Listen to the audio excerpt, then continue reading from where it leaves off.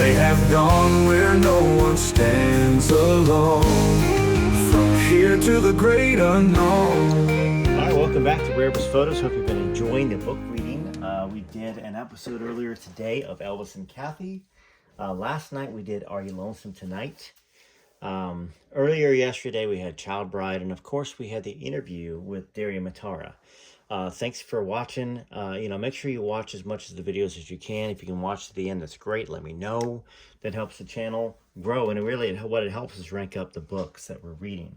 So where we left off last time with Lisa Marie Presley's and Riley Keough's memoir, From Here to the Great Unknown, there was a lot of, and also, hey, to those of you that are giving me the thanks, the monetary donations, appreciate that. Members, I've had a couple members join recently. Thank you so much. I will definitely give you all shout outs. If you want to find out where these books are at, because there's episodes, all you have to do is click on Rare Elvis Photos, and then you will see playlists. You'll see podcasts. But there's a playlist for each of these books. So, you can go watch and you can see when they were put out and read them from the beginning, okay? So where we left off last time with From Here to the Great Unknown, Lisa thought she was in trouble, and her dad called her up to the room, and her friends were with them, and they were all crying. And he actually brought her up, not because she was a little scoundrel at the time and she was doing things that she probably shouldn't be doing because, she enjoyed getting into trouble in a sense, but because he had rings for them. And it was a very, very sweet thing, and she felt bad about it, and she felt guilty thinking that she was going to get in trouble. But now, the chapter that we left off on was he's gone. And so that's where I'd stopped, chapter 2, he's gone. Beautiful little picture of Lisa Marie and Elvis there. Here we go. I was always worried about my dad dying. Sometimes I'd see him and he was out of it. Sometimes I would find him passed out. I wrote a poem with the line, I hope my daddy doesn't die. He had a TV and a chair set up in my room, so he would often come by and lounge in the chair and smoke his cigars. I could wake up at any time and he'd be sitting there, because he loved you. Once I was with a friend in my room, and when he came to my bedroom door, he started to fall. I could tell that he was moving far to the right, starting to lean, and I yelled, go get him. Me and my friend managed to get underneath him and hold him up until he grabbed hold of something and regained his composure, and then he just went back to his room. That happened a few times. Happy to see me, then the swaying. And it happened a lot towards the end. And we know why it happened a lot towards the end, and I say this for those that don't have enough awareness of Elvis and his health. He was dying. Elvis was dying. And he was trying to combat all the feelings he was feeling with more medication because he was in pain. And, and the thing is, that's why she saw him, and he was doing everything he could to be around her to see her. He'd be sitting in the room because he probably knew, I'm dying.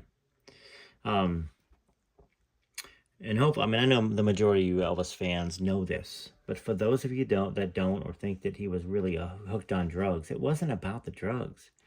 It was about him trying to survive, trying to operate, trying to go do shows, trying to be there to see his daughter, get up, go to sleep, all that other stuff. I was sitting next to him in my room, watching TV, and I said, Daddy, please don't go anywhere. Please don't die. And he said, I'm not going anywhere, Lisa. Or Yisa. Then he smiled at me. I knew that something tragic was coming, which made me feel protective, that I had to watch out for him. One time I was walking by his bedroom, and he was lying flat on his back. I saw how bloated his stomach was, and it terrified me. A few days later, I was in my room with my friends. We were in the hamburger bed, all watching that sad movie, Brian's Song. About halfway through the film, I suddenly got really worried about my dad and went into his bathroom, where I found him face down. He had used the towel rack to hold on to, but it had broken and he'd fallen. I ran downstairs and got Delta. She called for help. Then they got him up, gave him coffee, and got him walking. I watched them walk him around the room. He was clinging onto them. At one point, his head was hanging down, but once he saw me in the chair, we locked eyes and his whole face lit up. He tried to get away from them to come over to where I was, but I could tell he was going to be sick. I said, no, he's going to throw up. So they took him to the bathroom, and sure enough, he got sick. I didn't say anything. I didn't talk to anyone about anything. I just internalized it all. This is Lisa's recollections, literally the last week, probably the last month. They have to be. Because Elvis wasn't that sick for the most part until the last month. And isn't it sad? Literally, Aunt Delta, all the people that were around, they should have taken him to a hospital every day this happened. If they would have actually cared about Elvis instead of their own jobs, instead of their own incomes, instead of getting in trouble or whatever, the family especially, the family. Now, yes, you can't tell Elvis they need to do something, but you can call the ambulance, can't you? Now, he might have got mad, but something like this was necessary to happen, and it didn't, and Elvis passed away because of that, One winter at Graceland, my dad wanted me to go get on a snowmobile with him, but I was scared. He was wild, a wild card, a wild man. But I got on the snowmobile anyways because he was my dad. He started going down the steepest part of the driveway.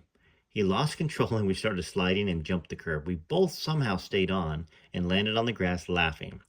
But there was another time that he and some of the other guys went down on sleds on their bellies while the wives and kids were standing around watching them. I was at the top of the hill and I was worried to death because there was no way to stop those sleds, no brakes, no ropes to pull on. I just remember thinking, "What are you doing, Daddy?" I watched my dad go down on his stomach, and once again, like with the snowmobile, he jumped the curb at the bottom and rolled three times, and then he lay there completely still. Everyone got worked up, started running towards him, scared that he was dead. As they approached, all freaking out, he flipped over on his back and let out a huge guttural belly laugh like you wouldn't believe. He thought it was just the funniest thing. Now, during the days I ran around with a crowd that consisted of my cousins and friends, my grandfather had a girlfriend, Sandy Miller. She lived across the pasture in the house with him. She had 3 kids, 2 boys, and 1 girl. Now, the girl Laura was my age. She was one of my best friends, my cousin Patsy's daughter. Dina Gamble was also my best buddy. I was very protective of her, and I loved her a lot. But Laura and I would viciously fight each other. I would terrorize her, try to get her to eat my makeup. She and I were fighting in my room because I wanted her Barbie case and she wouldn't give it to me. "Give me that GD Barbie case," I said. "No, but I can't get it. Nowhere has it. You better give it to me," I said. Then there was a statue in my room and I picked it up over my head and Laura started screaming, "No!" Then her eyes darted to my right and I looked over to see my dad standing there. I quickly put the statue down and tried to act like we were just playing. "What are you doing?" he said. "Nothing, just playing," I said. "Don't kill your best friend," he said. Words to wisdom. When I was 8 or 9, I had a huge crush on one of Laura's brothers, Rory. I was head over heels, painfully in love with this boy for years. Rory was 5'11", dark hair, really cute. He had a great personality and those green eyes, amazing smile. I couldn't even move when he walked into the room. He would tell me he was going to write me letters and I'd wait and wait. I'd ask Laura to ask Rory if he liked me. I would hang on to anything that he said or did. I thought it was mutual because Rory kissed me, maybe once, maybe twice, when we were playing hide and go seek in the dark, in the pool room downstairs. I kept wanting to play hide and seek and see if he would do it again. Well, he ended up having all of these really beautiful girlfriends, and I was always so jealous. My God, I couldn't take it. It would break my heart. Well, I wanted to bring you a little bit more. I may get more of this today, but we're getting towards the end of Elvis's life with Lisa's recommendations. I want to know what you think about that. Just leave me a comment about what you thought about that section, what you thought the responsibility of friends and families had during those times when he was passing out, falling on the floor, prior to him dying in the bathroom. Those are precursors. Those are warnings. TCB, TLC, I'll play some music while you leave us comments. Love y'all very much. Hope you enjoyed it. A little bit later on, we will have some more, probably some Child Bride or Inside Elvis. I owe you a chapter of My Army Days with Elvis as well by Johnny Lang. Okay, you can find that book, I know, on Amazon. And we are going to talk about Are You Lonesome Tonight? We're going to have another interview with Derry Matera. And we're going to keep reading this until we get to the end, okay? TCB, TLC, this is Rare Elvis Photos.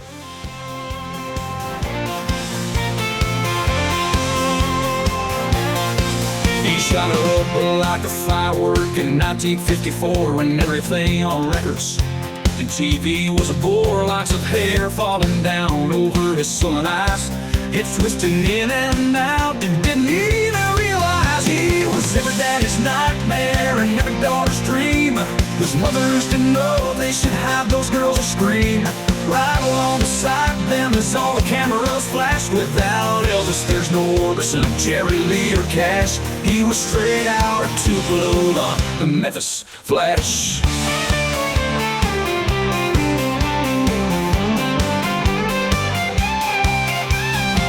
The institution tried to ban him, cops lined up at shows.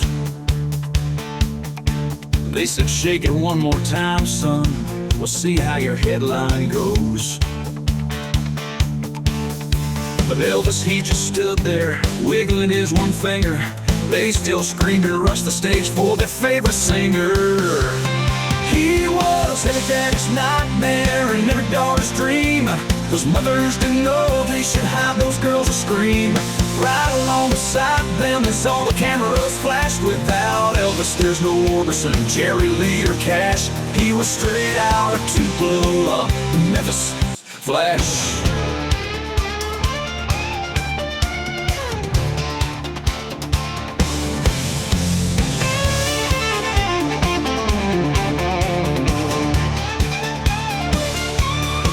The institution tried to ban him, cops lined up at shows. They shake it one more time, son,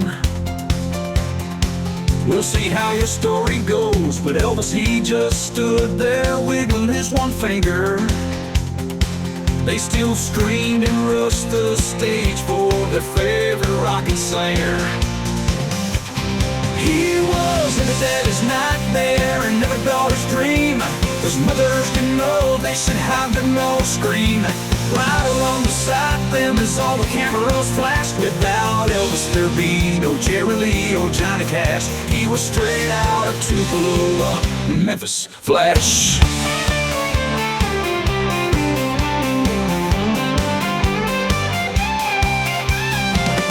He still makes them cry and smile to this very day. There will never be another Elvis. Mark the words here that I say.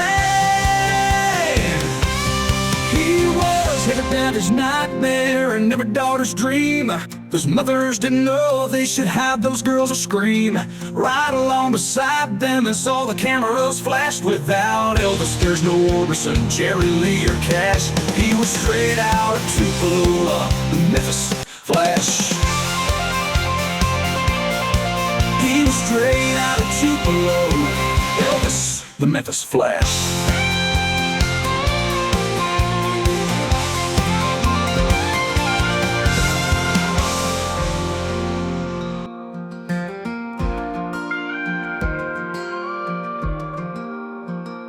I'm in a blue suede dream tonight and feel the rhythm come alive. My heart beats to every Elvis song. On my turntable I turn on.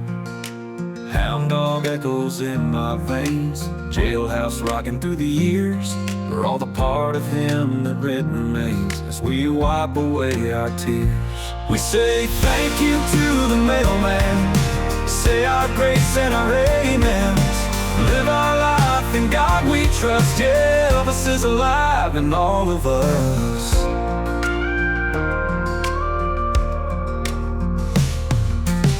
Feel the tremor in the night. Guitar strings start to hum. And the stars up there so big and bright as Elvis starts to strum. We say thank you to the mailman. Say our grace and our amens. Live our life in God we trust. Yeah, Elvis is alive in all of us.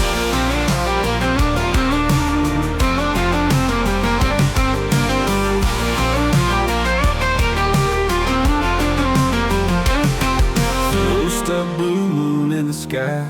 Can't help falling but don't wonder why. Elvis' spirit never dies in our soul. For all our lives we say thank you to the mailman.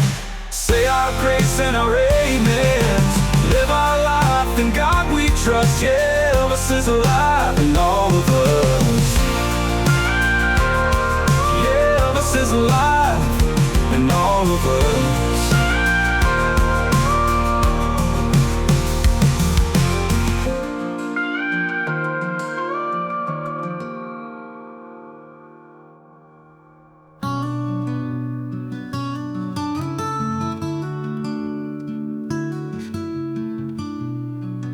The shadow of the king still haunts the Memphis night.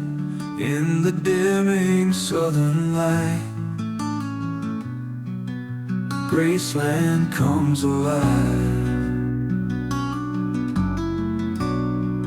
He walks those southern halls, his footsteps fall and fall, until those gates up front swing wide and bring his fans inside. Elvis looks out, smiles down at the crowd, from his window way up high at Graceland, watching time go by, watching over us all, day after day, night after night.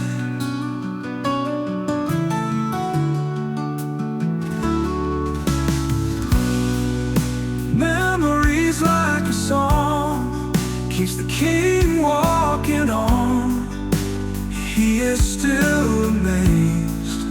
We love him to this day.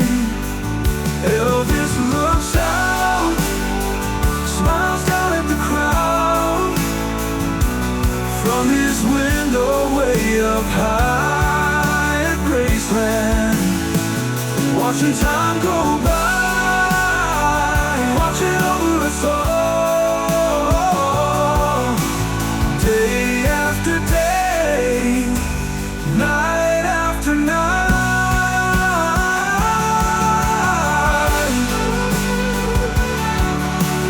Memories are like a song, keeps the king walking on. He's still amazed. We love him to this day. Elvis looks out, smiles down at the crowd, from his window way up high at Graceland, watching time go by, watching over us all, day after day, night after night, day after day, night after night.